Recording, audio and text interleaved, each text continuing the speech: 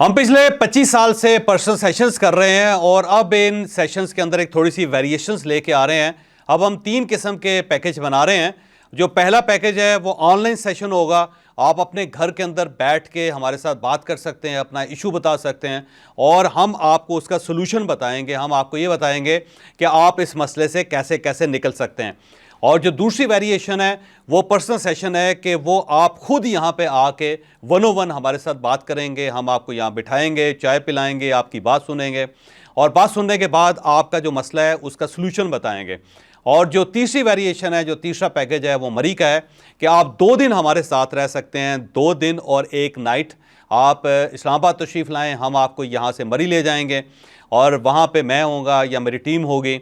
वहाँ पे आपका मसला सुनेंगे, मसला सुनने के बाद आपको पूरा उसका प्लान बना के देंगे। प्लान बना के उसके बाद आपको ये बताएंगे कि आप इस तरीके से सॉल्यूशन की तरफ जा सकते हैं। तो आप हमारे मेहमान होंगे।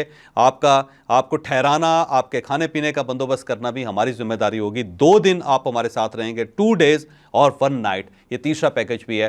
तो आपको इनमें से जो पैकेज भी सूट करता है, जो वेरिएशन आपको सूट करती है, आप उसको क्लिक कर सकते हैं, आप उसको हासिल कर सकते हैं। नंबर्स आपके पास आ गए हैं, आप फौरी तौर पर रब्ता कीजिए।